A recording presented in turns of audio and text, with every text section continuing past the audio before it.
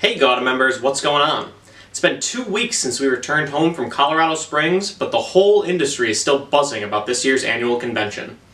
With more than 770 attendees, including 201 distributors and 341 suppliers, this year's convention was truly one for the ages. The convention began on Wednesday, October 6th, as GAWDA's Board of Directors, Executive Committee, and Volunteer Committees met to discuss their agendas and initiatives for 2022. We have a very exciting year planned for members. Then, that evening, GAWDA members gathered together for the 3-2-1 and President's Welcome receptions. It was the perfect kickoff for the meeting, set in the shadows of the beautiful Rocky Mountains, as members were able to eat, drink, dance, and network before the educational portion of the convention began. On Thursday, we were treated to 2 amazing business sessions as 6 of GAWDA's CEOs discussed some of the industry's most pressing and hot-button issues during the CEO track. Then, we heard from Harvard Business School professor Deepak Malhotra discussing the art of negotiation. Also on Thursday, we had the very emotional presentation of the GAWDA Gives Back Award. This year, GAWDA members donated more than $126,000 to go along with a truckload of children's books to the Children's Literacy Center. Check back next episode when we speak to representatives from the Children's Literacy Center about what a difference that donation will make. Thank you to all of the GAWDA members who donated this year. On Friday, GAWDA hosted its Contact Booth program.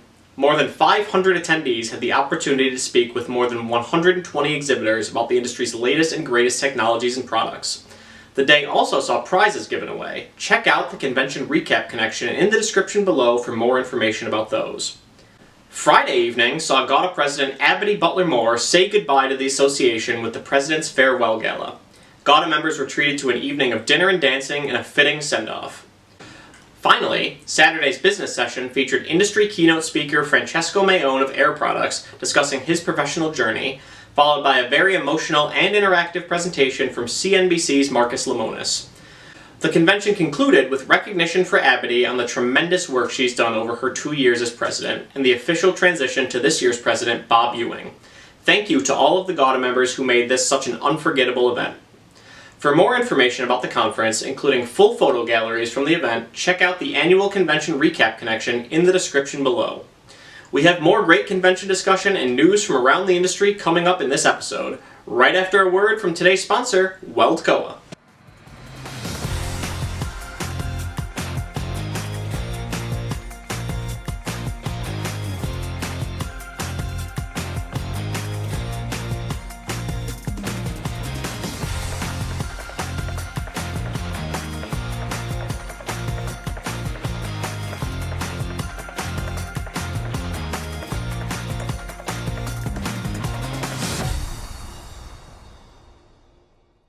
During this year's Contact Booth program, we had the opportunity to speak with several GAWDA members right on the floor of the event. We asked them a mix of get-to-know-you type questions. Thank you to all members who participated. For those viewers at home, we did film this live on the floor, so you may have to adjust your volume to hear some of the responses.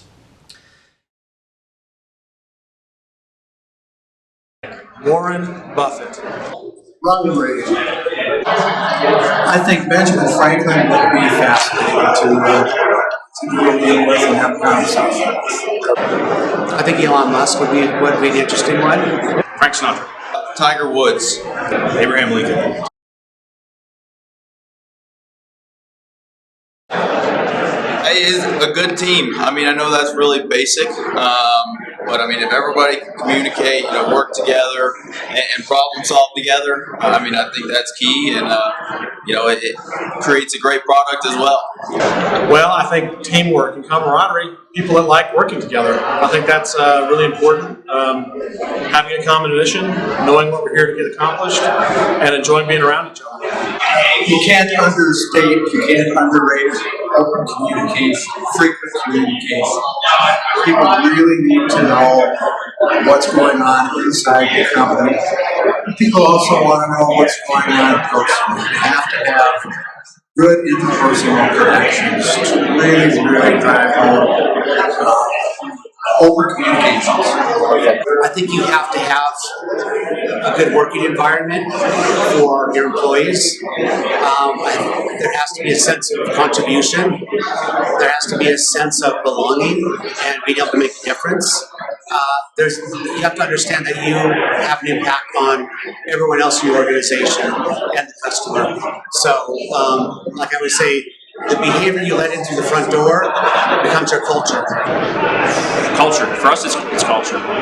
We have an Italian owner, and they're big on family. They're big on culture, and for us, people we hire have to fit that culture. It's important to have passion and believe in what you do and what you do for the world and what you provide.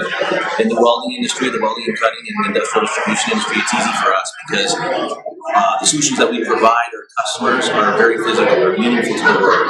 And so having that passion, instilling that passion in your people for what you do and bringing that passion in what you do every day is critical to building a strong culture. It was Gary Kennedy. He was the owner and CEO of Red Ball when I first entered the industry in '95. And we still have all kinds of Garyisms that we know, these little one-liners that he taught us, and it's just part of our culture now. My first mentor was actually my father, Joe Dory, who was in the welding industry for 42 years. So started my career in welding essentially. And but I've had a lot of great mentors over time. Mike Minton with the Collection Company, and of course my predecessor Dave Hing has been a tremendous mentor. My father. My dad. Chuck Norris. Just keep working hard. Do what you do best and pay for the rest. Price is a bigger deal in your own mind than it is in the mind of the customer. That's one of the things we always talked about. He never minded losing a customer as long as it was on price, not on service. Let's do whatever we can for the customer, and pick up the phone and answer it. So Don't be afraid to step into something you don't know. Have no fear if you're asked to do something. Somebody probably sees something in you that you don't see yourself and you're not aware of yourself. Be afraid to break the boundaries. This will pass. Warren Buffett had said that he never regretted not telling somebody to go to hell. So he said that he waited a day or two and thought about it. Many times he would change his point of view, or that he wouldn't regret it. So my first job was I was a trap puller at a gun club when I was 16 years old. Paper delivery. My first job was actually delivering Cokes at the fair. it was actually at Hollister. So I was a merchandiser person in there, and it lasted every bit of 2 weeks. Golden plate pigeons at the Rock Gun Club. Might have actually been cleaning the microwave at Norco prior to that in the break room on the weekends, but I think the first job I got paid for, other than just Cheetos, was babysitting. Sometimes it's word of mouth. It's a coworker that knows someone, and that's been fairly successful. One of the programs that we look at is our college recruitment programs. When we can bring new college grads or trade school grads into our programs, train them on our products, our customer needs, our solutions, we find that it ends up being a great fit, and we're investing in people for the long term.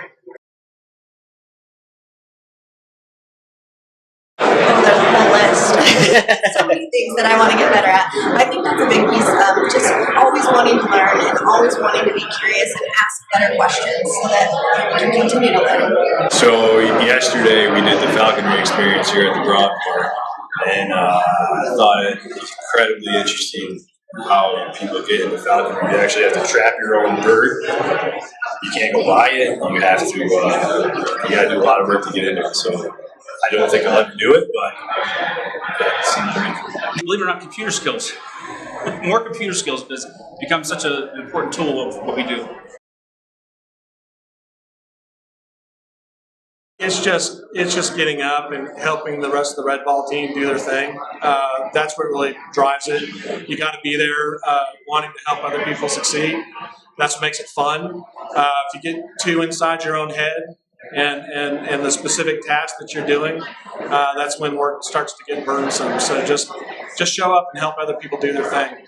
Knowing all of our equipment inside and out, so it definitely helps me to not just be the sales guy and say, oh, this equipment here, but actually knowing it and working with it is awesome. The support of my family and my wife, and having those strong people around me, and then just believing in what I do, having passion for what I do, and making sure that I'm always thinking of the other person on the other side of the conversation, and treating people how I myself would want to be treated. Listen to the customer. I think it's a passion for this industry. I've been in this industry since 1987, and it's one of those places where you make friends and you make relationships, and it becomes impossible to leave that. Us as the network is getting a chance to know other distributors from around the country, the supplier relationships that we have, just what that means to our business. You can get stuck at times, and you can give somebody a call from a different part of the country. And folks in GAWDA are just very willing to share. It's been a huge benefit for us. All the great people and places you get to see and meet. For us, it's the camaraderie, it's the consistency from year to year. I mean, you see the same people every year, and that's great. That's great because we don't have an industry that's big on turnover. Absolutely. Cavagna's new CGAR residual pressure valve eliminates the need to search for the right filling adapter. Our RPV is the fastest filling valve in the industry because we understand that time is money. At Cavagna, wherever gas is used, we are there. During this year's GAWDA convention, Ken Thompson was presented with the President's Award of Excellence. He was only the 10th person in history to receive this prestigious honor. We saw in the last episode of GAWDA TV, Ken's colleagues discuss why he's so deserving of this award. Today, we're lucky enough to be joined by President's Award of Excellence winner Ken Thompson. Ken, thank you for being with us today. Sure enough. Thank you, Steve. You were awarded the Award of Excellence in recognition of your lifetime of contribution to the gases and welding industry. What does that honor mean to you? It just means so much to be recognized by your peers. We're an industry where we live on the successes of each other, and we work very hard at making that happen. And to be part of that team in any way, shape, or form, small or large, is just the right thing to do for this incredible industry. And I'm thrilled to be part of it. Do you have a particular moment or memory that you think back on for your career? Steve, the best thing about this industry is to watch the young people grow into it. We all have our moments, and we all have our successes, and we all have those things that don't go so well. But really, the thing that brings the industry and these organizations forward are the bright people who want to genuinely part of doing the right thing for their companies, for their customers, for their associates, for their communities. They're just all around people.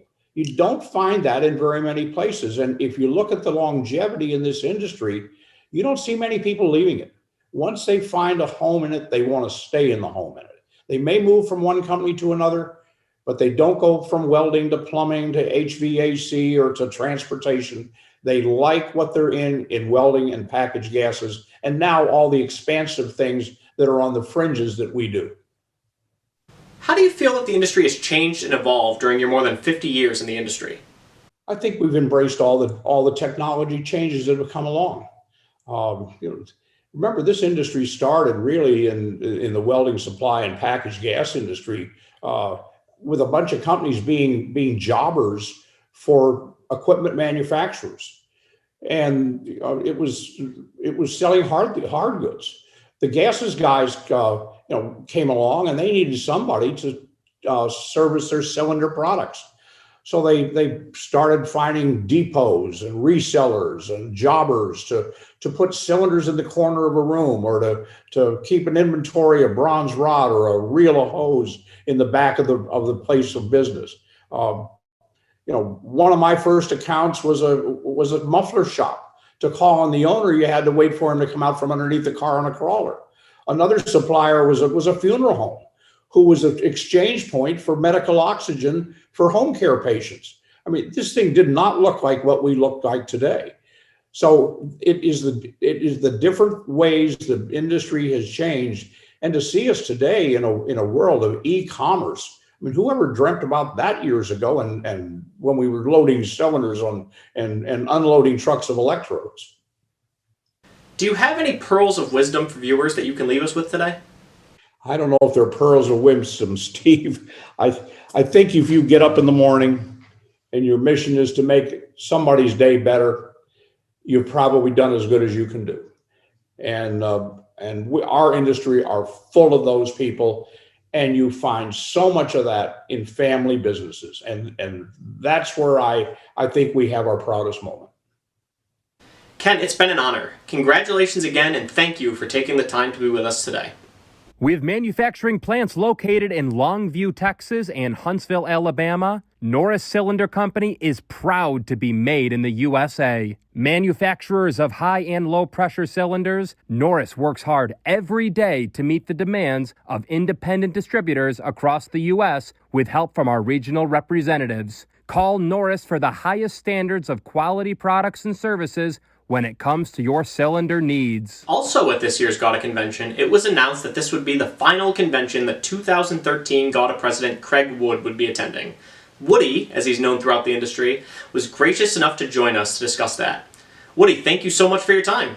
John announced during this year's convention that this would be your last convention. How long have you been coming to convention for, and what does it mean to you for this to be your last one? I've been coming to conventions for about 35 years now. I started back in the mid-'80s, maybe 85, 86, and there's two meetings to look forward to every year, and one's the SMC and obviously the annual meeting. It's always an opportunity to see good friends and your mentors of the industry. You're a past president of the association and have been coming to convention for more than 30 years. Can you share with us what you've gotten, both personally and professionally, from your involvement with GAWDA? I would say that relationships, and more importantly, those relationships have turned into long-standing friendships that I'll just value for the rest of my life. And it's a great feeling to go to a convention where you've got 600 or 700 people there and you consider most of them to be your friend. And from a professional perspective, there are a lot better run companies out there than the O.E. Meyer Company, and I've certainly been a good listener over the years, and I've had some very good mentorships take place from fellows that were willing to help guide our company forward to be a better company, which I believe it to be today. It was also announced during this year's convention that your son, Eric, would be joining the executive committee in line to be president of the association. Can you take me inside that moment and tell me what does it mean to you? Extremely proud of him to step up and to take on that responsibility, and without a doubt, I brought a tear to my eye. Even though I knew he was going to be announced, and it's just I couldn't be prouder of that young man, and I'm thankful that he's my son. In 2000, actually, it would have been in the closing of the 2012 convention, I was introduced by my son at that convention as the incoming president to take over for 2013. So in 13, I take over the presidency of GAWDA, and in 2021, he's announced that he stepped in line to take on that responsibility. So in the Wood family, the Broadmoor, and we'll always have a special place in our hearts. Did you offer Eric any advice when he told you he was going to be joining the executive committee? He came in my office and he said he thought he wanted to put his name in the hat. My first question for him was, are you doing this because you want to do it or because your dad did it? And he made it very clear that it was his decision to do it, and he looked forward to that opportunity. And with that, I said, it's just very important that you're doing it because you want to do it, because you'll do a darn good job because you want to do it. It was a very proud moment. He'll be his own man. I gave him some insight on what I thought value would bring to him personally. And I think he experienced that watching me go through the chair, so to speak. The advice was just be yourself. Don't let GAWDA overwhelm you. You've got a business to run back here in Ohio. Set aside some time to manage GAWDA as you need to manage GAWDA, but you've got a great support staff with the GAWDA team, along with your fellow officers that are coming up behind you. So it's a team effort, and as a team leader, you'll do a fine job. Bob Ewing announced that the theme for the upcoming year is Leaders Mentoring Leaders. As someone who's taken on a mentorship role at O.E. Meyer, what would you say is the importance of having a strong mentor? But Steve, it's really just kind of in my DNA. I just really enjoy helping other people when I'm given the opportunity, and it doesn't matter who they are or what they're doing. If I can help that individual along, it gives me great satisfaction. And I've learned that from some of the best in the industry and some of the best here at O.E. Meyer. And we've always said here, it's more blessed to give than it is to receive. But it's certainly been a pleasure with some of the mentoring guidance that I've gotten over the years from some very talented people in our organization. Woody, thank you for being with us today. We really appreciate it. Steve, I would just like to thank you and your team for what you do to promote GAWDA. It's a team sport, and you're part of the organization as far as I'm concerned. And everything you and your folks do, it's greatly appreciated by all the members of GAWDA. And I thank you. Chart's new Orca VHP delivery system provides the capability to fill tanks operating at pressures up to 500 psig, eliminating the need for costly and time-consuming tank blowdowns. Coupled with our existing automated fill system, this new pump technology allows faster delivery times without interrupting ongoing facility operations. These advantages lead to greater flexibility in scheduling and more deliveries per day. Today's member news segment is brought to you by Anthony Welded Products, 4 generations strong since 1958. We start off today's member news segment with some sad news. Rod Fink, former chairman and CEO of Acme Cryogenics, passed away on October 7th. From all of us here at GAWDA Media, we extend our condolences to the Acme Cryo team and to all who knew and loved Rod.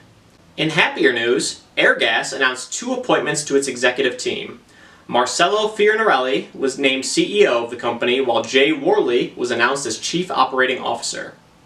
ORS NASCO and Medco Tool appointed Rick Pott to its executive team as VP of Strategy and Development. Tim White joined Wright Brothers as its VP of Sales and Operations. Chart Industries named Joe Brinkman as its Vice President and CFO. Gulco International moved to a new location in Macedonia, Ohio. Plug Power agreed to acquire Applied Cryo Technologies. That acquisition is expected to close in the 4th quarter of this year. Purity Cylinder Gases announced the acquisition of Northern Gases in Pearson, Indiana. Noble Gas Solutions Executive Vice President Colleen Kohler was featured in an Albany, New York TV segment discussing women in welding and the Women of Gases and Welding Committee. Finally, 2 of GAWDA's sister organizations, CGA and WEMCO, announced awards during this year's GAWDA convention. Congratulations to Northern Gas and Suppliers Inc. and West Air Gases and Equipment for winning this year's CGA awards. Congratulations to Craig Wood, Safety Cart, and Terra Supply Company for winning this year's WEMCO awards. To read more about each of these member news items, or to submit member news, be sure to read the complete November 1st issue of the GAWDA Connection in your email inbox today, or by clicking the link in the description below.